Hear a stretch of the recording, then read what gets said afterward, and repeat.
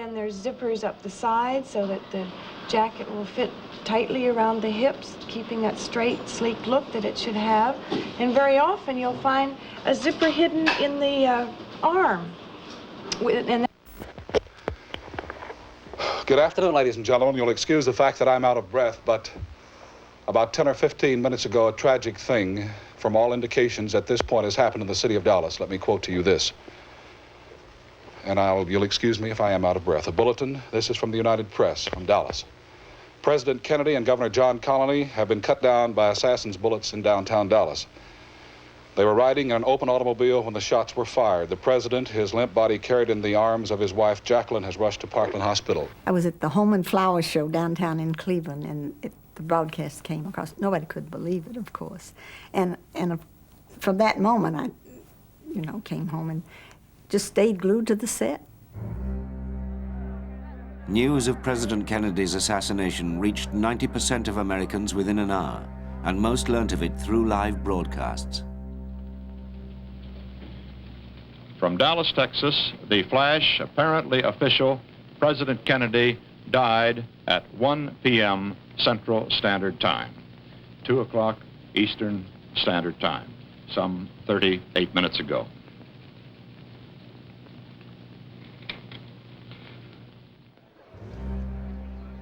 Through television, millions were able to share the same anguish and grief. Television had come to play a central part in people's lives. And in the age of instant communication, television's influence and impact would continue to grow, reaching more people in more parts of the world.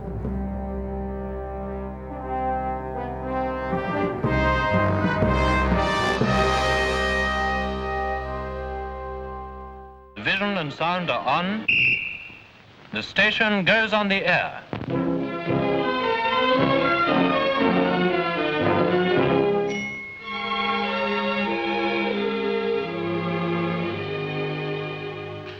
A mighty maze of mystic magic rays is all about us in the blue. And in sight and sound they trace living pictures out of space to bring a new wonder to you. There's joy in store. When the first regular television broadcasts started in Britain in 1936, few were able to share the wonder. Less than 300 sets have been sold. By the magic rays of light that bring television to you.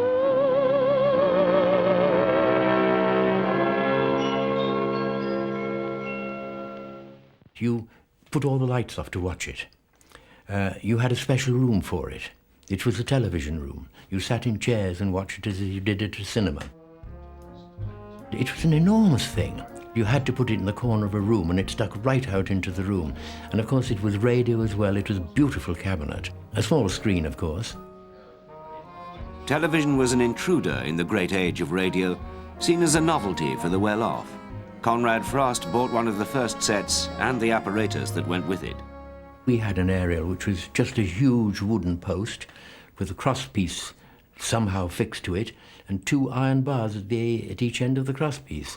And in order to get a good signal, they took this right the way down the garden to a big tree and they stuck it up in the top of the tree. And people used to say, "What on earth is that H thing in your tree?" And you then explained, so that's a television aerial. The next question was, well, what's a television aerial? BBC Television. This is the switchboard of Picture Page, a topical magazine introducing visitors, type, and personality. You're through. You're looking at Type Major Massey, the bagpipes man from Trafalgar Square. The first programs were uncomplicated. A BBC official said, informality and brightness will be the keynotes. Harry Haynes, a muffin man. You're looking at Colonel Hughes, DSO OBE, showing helmets of the British Cavalry Regiment.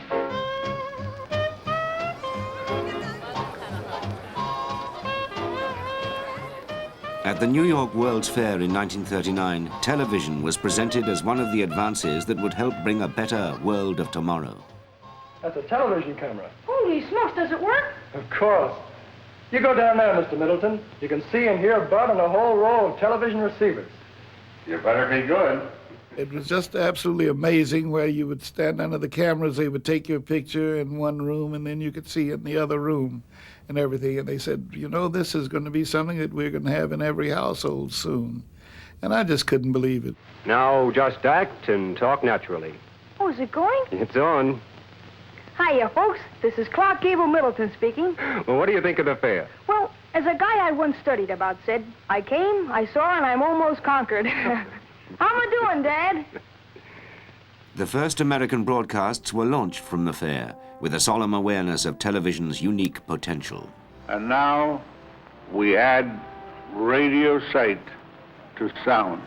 It is with a feeling of humbleness that I come to this moment of announcing the birth in this country of a new art so important in its implications that it is bound to affect all society. It is a creative force which we must learn to utilize for the benefit of all mankind. The dream of a television in every home was held up by the outbreak of war. In Britain, it was feared enemy bombers might use the signal to guide them, so the service was shut down.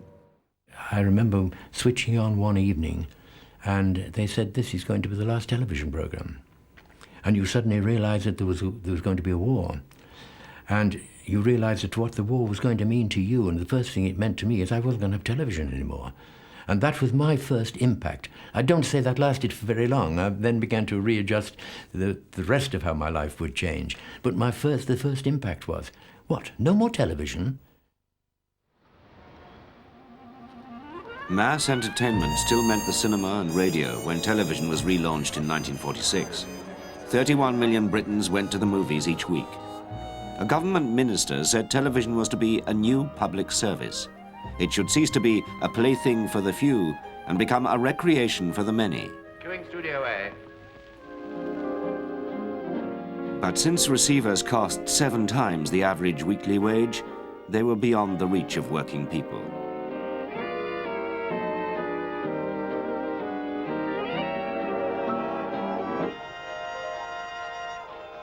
Only when sets were put into clubs and pubs could the wider audience begin to share the new recreation.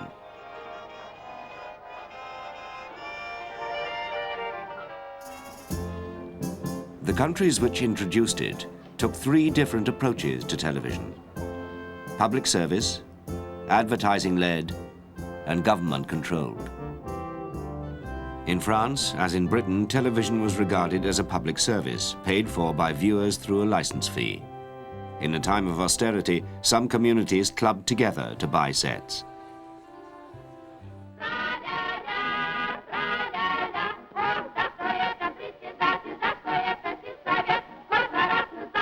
In the Soviet Union, television was directly financed by the state. The first sets were provided by the government. Television could help to build communism.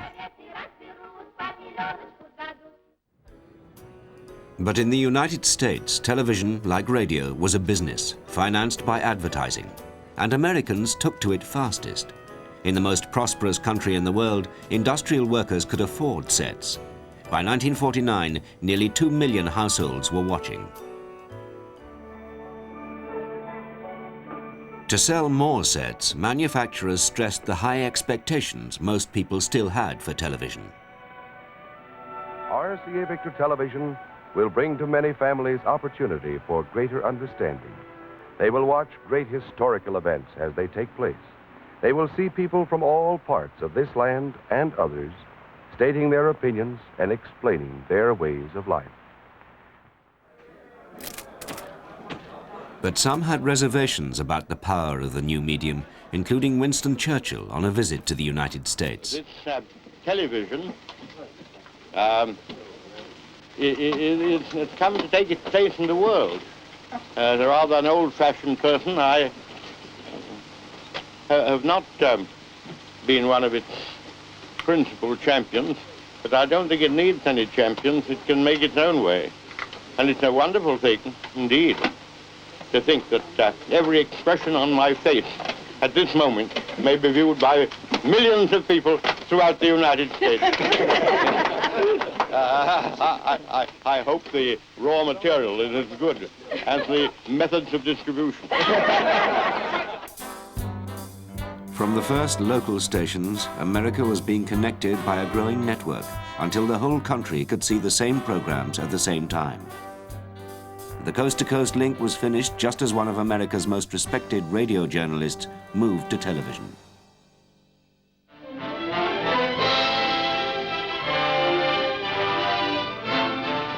See It Now, a document for television based on the week's news.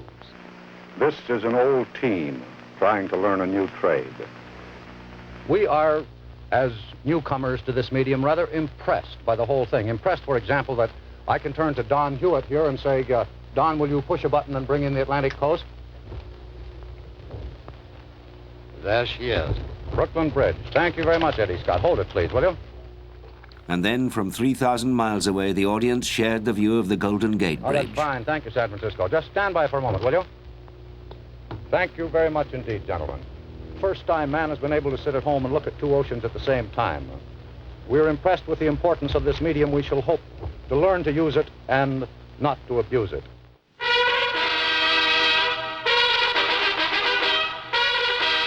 The power to take people across distances and give them a grandstand seat at national events caught the public imagination. The preparations for the Queen's coronation in 1953 were matched by television's own preparations to show it. Those who camped on the pavements had a less good view than those who stayed at home. And so the Queen has started on her way down the Mall, past Trafalgar Square, to move along the Thames embankment. For Wendy Vause in Preston, the television event brought friends and family together. Everybody came in and everybody brought something to eat, and we had chicken, and I always remember having tinned salmon. Everybody brought something in. The chairs were in a line, and I can remember thinking it's like the pictures.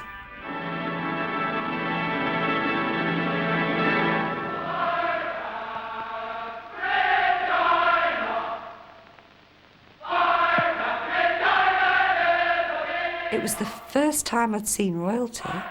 That was the thing, and they were exactly how I'd imagined them, with the crowns on, and the princesses and the gowns. I mean, this is what I'd seen in books.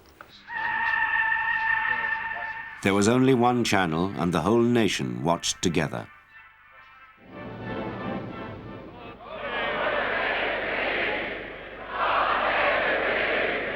As soon as the Queen was crowned, God save the Queen and God bless her, and I got a drink of Vimto, which I was, it was really something.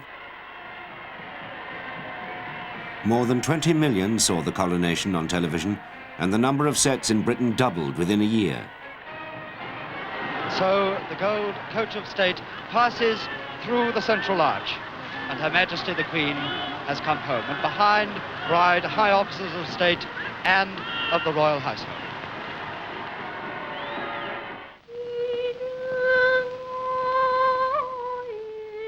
Television's early backers claimed it could be an enlightening influence, broadening public taste and educating people to new interests.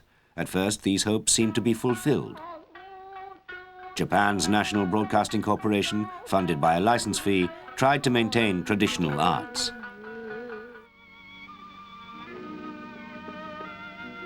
Soviet television served a rigorous diet of Russian classical theater, opera, and ballet.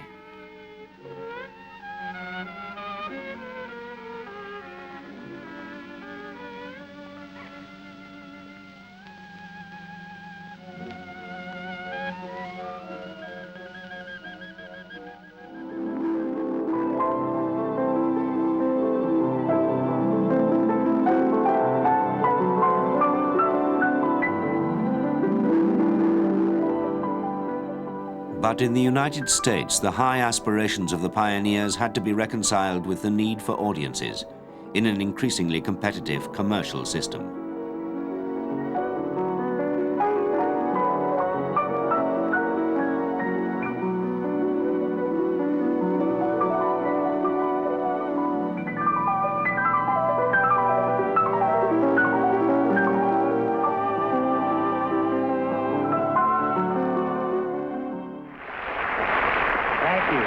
very, very much. I'll be back in just a moment, right after I catch my breath. And first of all, here's a word from our sponsor. I have the cleanest wash in town, from work clothes right to undies. It sparkles so you simply know that I use Tide on Mondays. Tide gets clothes cleaner than any soap. Any soap? Yes, any soap. You get the cleanest wash in town with T-I-D-E, Tide. T-I-D-E, Tide. The power and influence of television was growing. A documentary followed its arrival in one Midwest city in 1955. Fort Wayne got television only 18 months ago. It was the last of the fairly large cities in America to get television. And when it came in a great big rush. It's turned the town upside down. Everything in town has changed, and the people are talking about it. And we have the American Mother of 1955, selected by the National Jury of the American Mother, with us this morning, and I'd like you to meet her, because I think you'll enjoy meeting her. Her name is Mrs. Lavinia Christensen Fugel of Pleasant Grove. The film looked at how Fort Wayne's children were being affected. You have there, Mrs. Fugel, Pleasant Grove. What's it like? It is a veritable pleasant... Mother, the television is trickling. What sort of effect do you think television has had upon him now that it's been here about 18 months? Well, it's given him a lot of ideas, and I think it's increased his vocabulary some. Oh, how do you mean? Oh, Jeff is, a little quicker to pick up things. But I think that he gets a lot of his ideas from that. I mean, like, when he goes to school in the morning, he'll kiss me goodbye and say, "Goodbye, baby," or "I'll see you," or something like that. Fort Wayne was living through a social upheaval. The cinemas were emptying, the libraries lent fewer books, and television dominated conversation in the barber shops. Television's here to stay, and we might as well learn to use it. We found that during the week, attendance is down a bit, but it hasn't made a difference at all in that one big day of the week. Sunday, that is. We at St. Paul's, we had services on Wednesday evenings, Advent services. Well, they finally got so that we couldn't compete with them. Housewives like Marjorie Brandt found their time was taken up by television. How do you think it's affected the lives of the housewives you know? Kind of hard to set up meetings with people because television sort of interferes not only with your social life, but with organizing a meeting. You mean afternoon bridge clubs and that sort of thing? That, yeah, uh-huh. People had favorite shows, and they simply would not leave their homes to attend anything. And we didn't call people on the phone because it would interrupt a favorite show. Local businessmen were discovering the amazing selling power of television. Alex Azar had been struggling to run a diner when television came to the rescue. That's our best-selling sandwich, the big boy, Paul. 2 hamburgers in one. That's right. You put all your money into television advertising, you say? Yes, Paul. Frankly, it was a big gamble, but it's paid off. Remember, all you have to do is call Anthony 9305, and you'll be all set for the old eating treat. Driving for me, Street boy, driving for me. A meal is one on a double-deck car. What a joy. I looked out the side window after one of our commercials appeared, and it was right at the beginning. And I said to a couple of our people in the kitchen, I says, "Oh my gosh, look at all those cars coming in." It was like a parade coming into our place. And the cars kept coming, and the people kept coming, and it continued for years.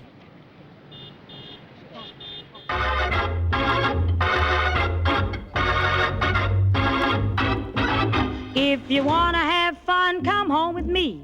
You can stay all night and play with my TV. TV is the thing this year. TV is the thing this year.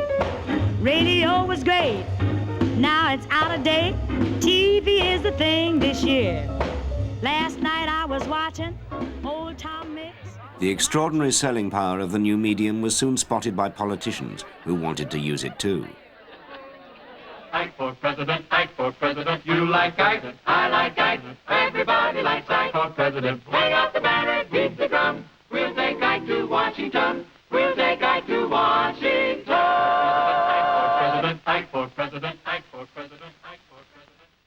In Britain, there was no paid political advertising, but told that television required a more candid and homely manner, a generation of politicians had to adjust their style. Well, there you are.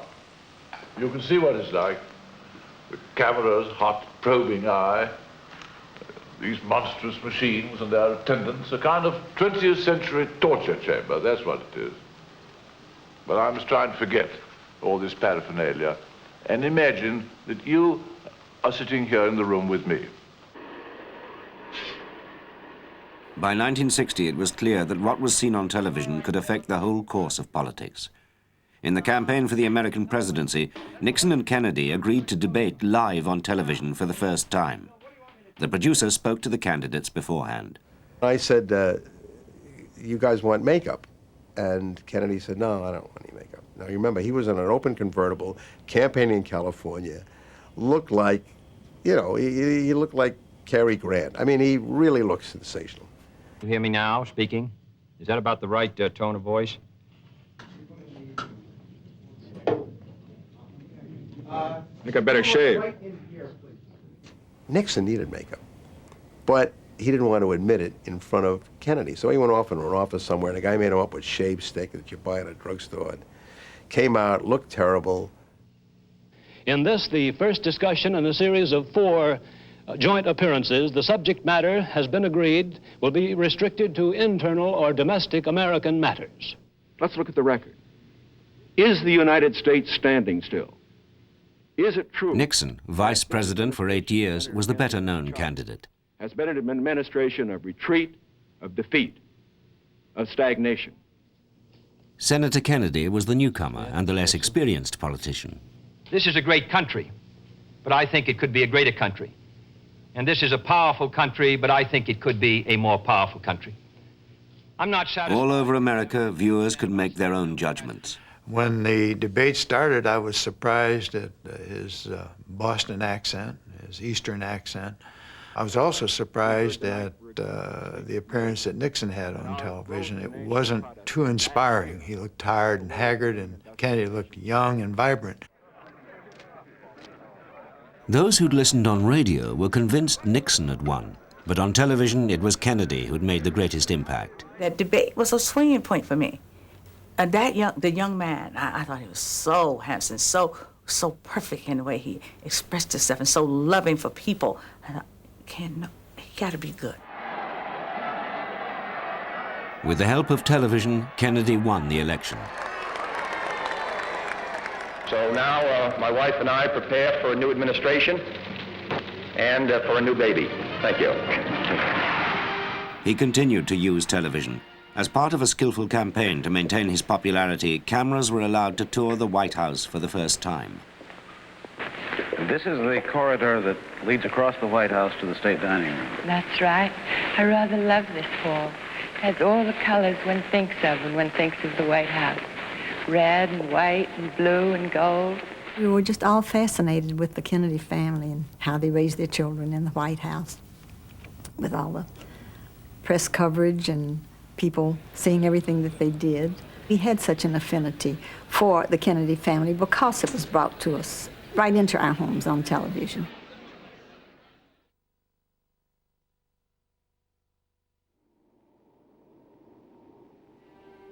After Kennedy's assassination, all entertainment programs and commercials were suspended. And it was television that held the nation together in mass mourning.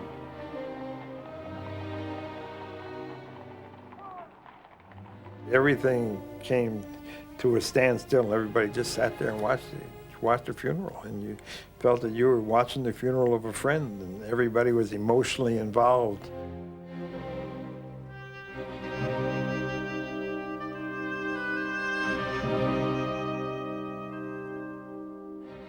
The intimate pictures from the funeral in Washington imprinted themselves on the national memory.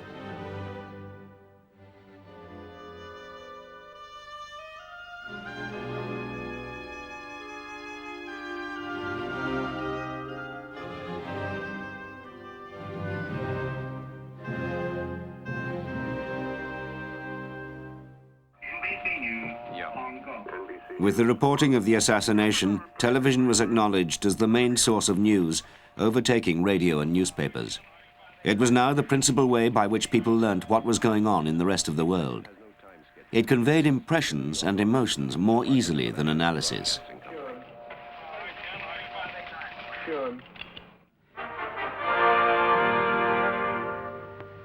The daily evening news programs became a national habit.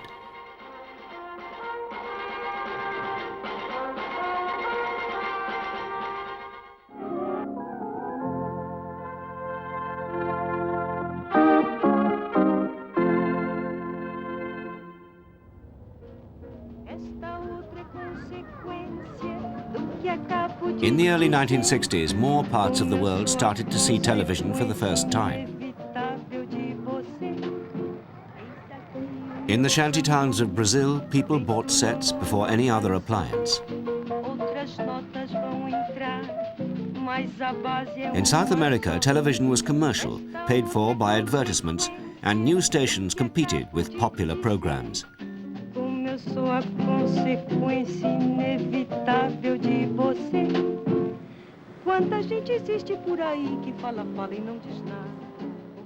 But in most places, governments thought television so important that they wanted to use it for themselves as a propaganda tool. Egyptians got a single government-run channel in 1960. It provided the locally made entertainment and songs people liked.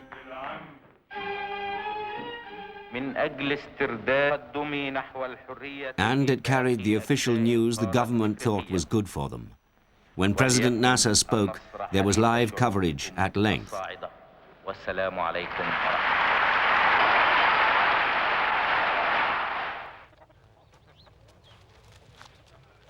In Eastern Europe and the Soviet Union, television was used even more deliberately.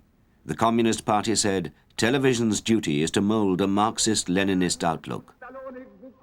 In East Germany and Hungary, Poland and Romania, audiences grew used to being hectored by their leaders about peace and socialism. They only saw what their governments wanted them to see. The technical barriers helped. Unlike radio, few television signals carried over frontiers. Television was a series of national services. In 1962, the barriers began to fall as the first communications satellites were launched.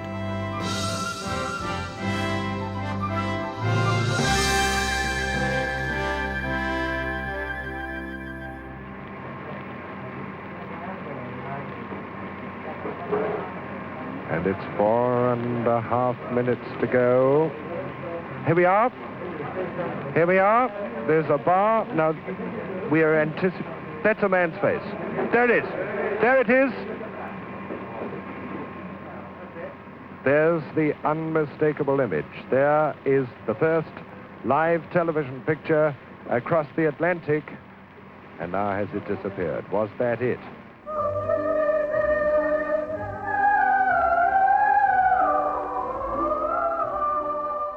To show how television might increase international understanding, 24 countries took part in a 1967 satellite link-up called Our World. But technology was moving faster than politics. Our world was going to circle the globe for the first time. Now, it won't quite do that, because for political reasons, the Russians and a few other countries have withdrawn. It's a pity, but there it is, and now we can cover 2/3 instead of all the world.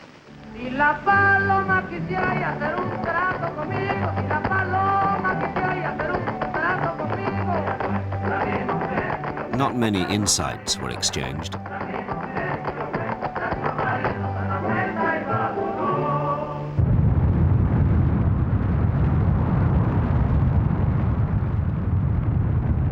But the most potent demonstration of television's new reach came with the American space flights. Apollo 11 was planned as a television spectacular, as well as a voyage of exploration. As they headed for the moon, the astronauts entertained viewers. How easy it is to fit the man.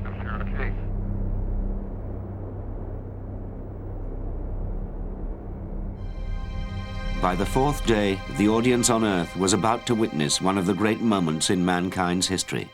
We had the television on the patio. The moon was just as big and bright as it could be. And we were looking up at the moon, and we were watching the moon landing on television. Okay, all flight controllers, go for landing. Retro. Go. Fido. Go. Guidance. Go. Control. Go. Telcom. Go. GNC. Go. Econ. Go. Surgeon. Go. Picking up some dust. Great shadow. Contact light. Okay, engine stop. We've had shutdown. Tranquility Base here. The Eagle has landed. Roger, 20. Tranquility. We copy you on the ground. You got a bunch of guys about to turn blue. The moon pictures crossed all boundaries and were seen live in 47 countries. Steliana Stefanoiu watched in Bucharest, Romania. It's one small step for man, one giant leap for mankind. Era ceva nemaipomenit. Acel om să ajungă pe lună și It noi was să unbelievable, vedem casa noastră, that man landing on the acest moon and us Asta a watching fost him in ceva our own house. ce nu se mai întâlnise până atunci și am fost It had never happened marcați before, pentru and it affected multă us for a vreme. long time. 723 million people, 1/5 of the world's population, were sharing the same emotions, taking the same pride in the achievement.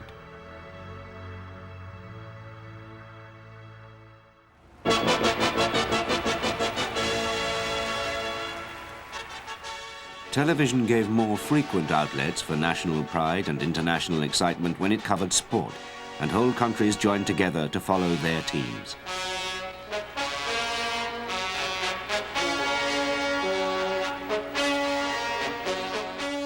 At the 1972 Munich Olympics, 700 cameras were deployed with commentators from 70 countries. And around the world, home audiences watched the pictures fed by satellite. In the first days, the Americans saw one of their swimmers, Mark Spitz, win 7 gold medals. Special cameras showed more angles than anyone at the pool could see.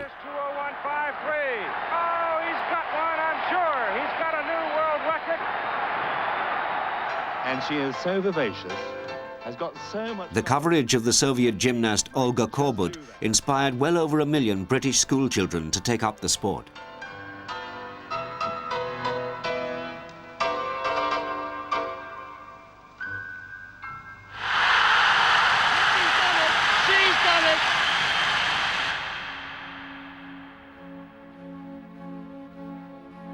But on the 9th day, members of the Israeli team were kidnapped, and the celebration of international sport turned into a life and death struggle. Dorothy Berger was watching from her home in America. We came downstairs about 8 o'clock for breakfast, which we usually do, turned on the television, and we see one of the weightlifting coaches being interviewed, and then we heard something about hostage. The Berger's son, David, was a member of the Israeli weightlifting team. It was probably several hours later before we actually found the identity of the team. And once again, it came over television. Nothing that day ever came through any other source except television. The games now stopped, but audience figures rose as the cameras stayed focused on the building where the hostages were being held. The Palestinian Black September organization had taken a deliberate decision to exploit the games for their own ends. I didn't expect someone living in a village in Mexico to have thought about somewhere called Palestine. But then he watched the Olympics and saw what happened. Within 24 hours, through the news coverage, everybody started asking who the Palestinians were.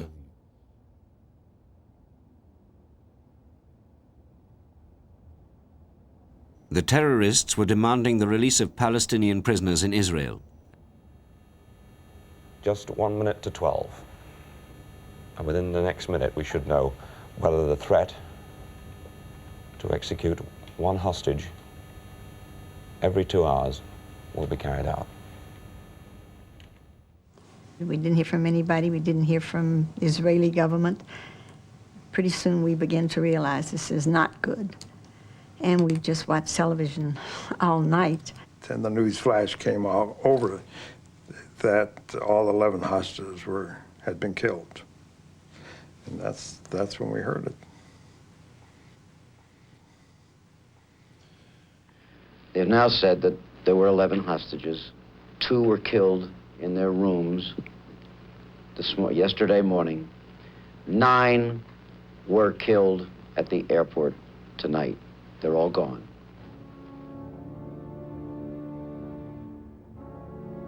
After Munich, other groups learnt that they too could hijack television by staging incidents that would draw attention to their causes.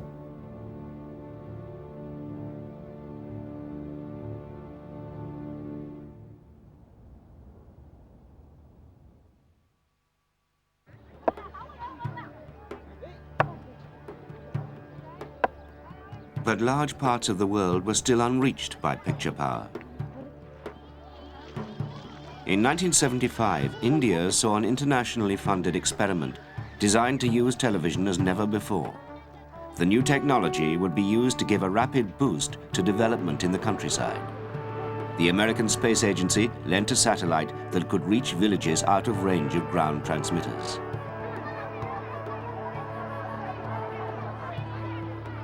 For a limited period, over 2,000 villages were given satellite dishes and sets. School teachers were taught to operate the controls. Many villagers had never heard radio or seen moving pictures. They'd been completely cut off. We found it really strange that we're sitting here and they're speaking from some other place. We came to our village very suddenly, so it was strange.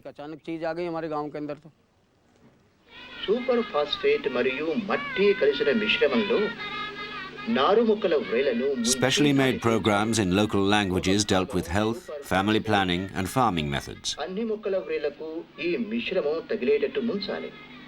New ways of planting rice were shown to villagers whose crops had been failing.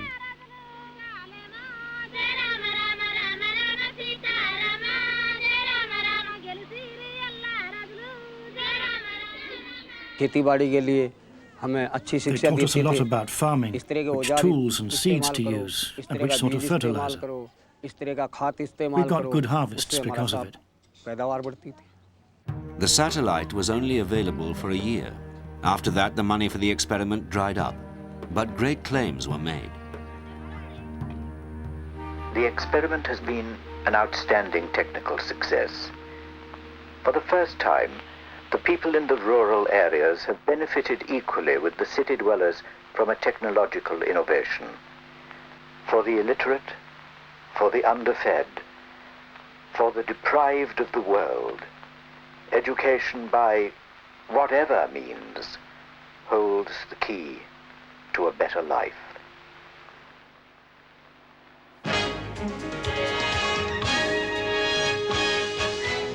But what money was being spent on and what was making money around the world as television became increasingly commercialized was mass entertainment. The same programs were now seen internationally. Dallas was dubbed into 90 languages and seemed to cross all barriers. Oui, mais il est 9h15 à Washington, maman, et les personnes qui veulent des résultats sont déjà à leur bureau. But the lifestyle and affluence of the rich Texans was in contrast to the daily lives of many who watched. On pourrait peut-être en commander pour Pam. In Romania, people still queued for food.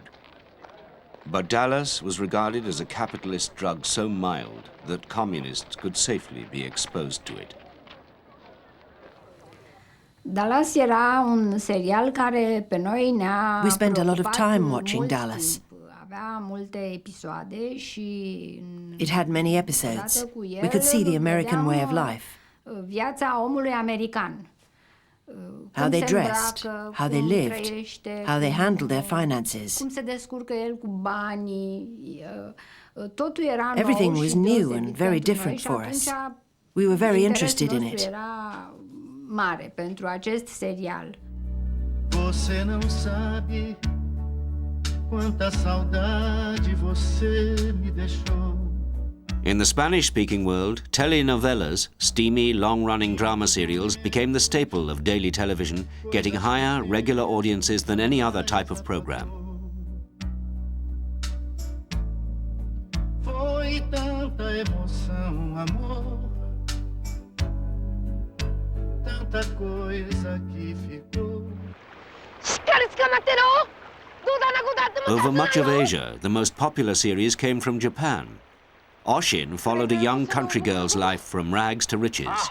It was phenomenally successful and seen in 26 countries, even China.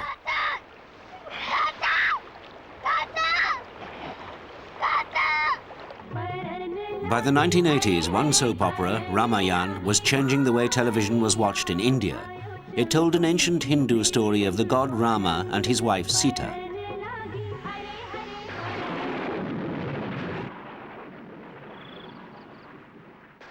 Put on by the government television service, the Hindu drama had a far greater impact than any education film about rice growing. This was what people wanted to see. Jai Shri Ram!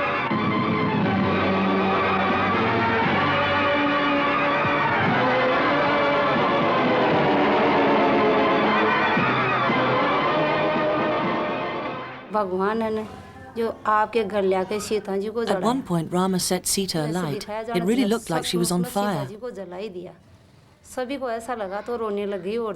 All the women started crying because they thought she had really been burnt. Then the television people had to explain to us that they had not burnt the real Sita, only her reflection.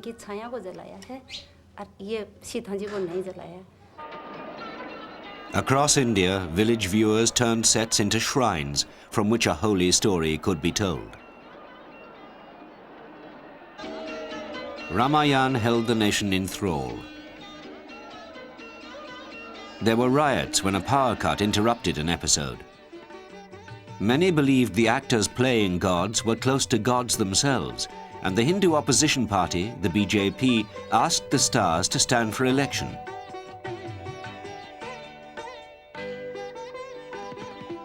The actress who played Sita was elected MP for the Baroda district. By showing Ramayan, the state broadcasting service had unwittingly weakened the government's own position.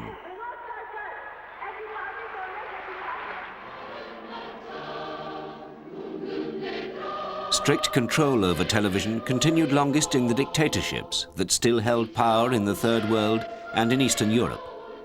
In Romania, state television helped build the cult around President Ceausescu.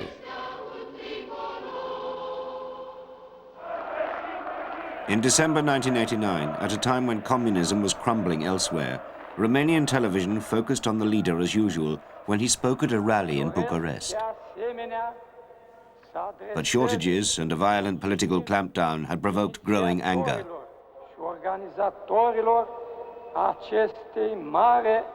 Manifestări populare din București, considerând aceasta ca o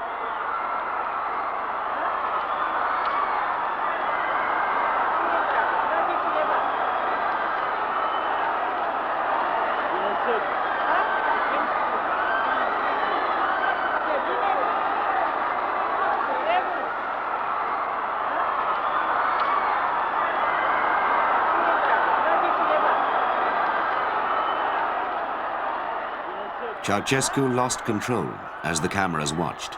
It was the beginning of a revolution.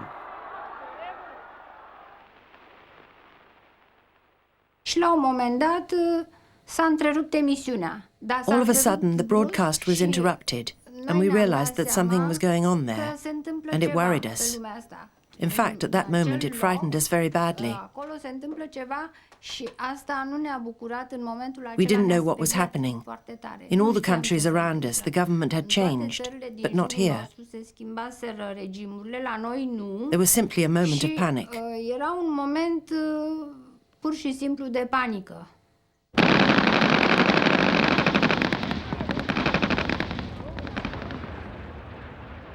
As the revolutionaries fought off sniper attacks from his remaining supporters, there was a takeover at the television studio as the new leadership moved in. Fraților, mulțumită lui Dumnezeu, ne aflăm în studiourile televiziunii. Am reușit să ajungem aici, în spatele tancurilor, cu armată și cu studențime și cu oamenii pe care îi vedeți. În acel moment, nu ne-am mai dezlipit de televizor. From that moment, we stayed glued to the television, because that's where the news was coming from. That's how we found out what was going on in the streets. Pe stradă și așa mai departe. For Romanians, they were days of exhilaration, and the greatest evidence for the new freedom came in the non-stop broadcasts. Television, so recently the dictator's mouthpiece, was now used to vilify him. Fără inimă, fără suflet, fără creier, fără rațiune. Să fie prins și judecat. Care nu vroia să cedeze, un fanatic. This is CNN. In Craiova, southwest Romania, scene of a battle the night before. Audiences in the rest of the world could follow events in Bucharest too, because new technology allowed pictures to come from almost anywhere. New international broadcasters, answerable to no government, found it increasingly easy to short-circuit the old controls. When the Chinese authorities sent in tanks to suppress the students' demonstration in Tiananmen Square, their action couldn't be hidden. Just after midday, the tanks rolled out of the square. A lone young man stood in front of the first one. Using portable satellite dishes, foreign broadcasters sent the pictures out so the world could see. The tank faltered, came to a stop. The others behind. Onto the tank, trying to talk to the men inside.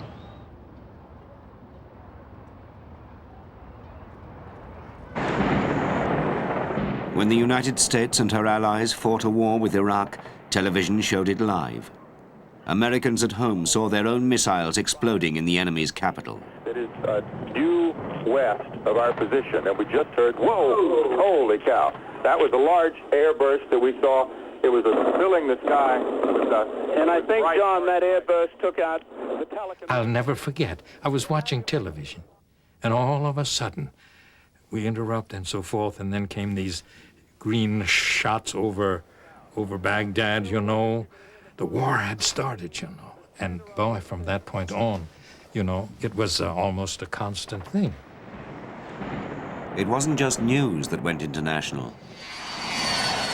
In the 1990s, new channels from companies who saw the worldwide market waiting to be tapped made films and popular music available 24 hours a day. From Malibu to Madras. Hey, I'm Anu, hanging out in the cool city of Bombay. Edit. International television services were picked up by satellite and passed on by growing cable systems. In India, new commercial channels in local languages broadcast from outside the country.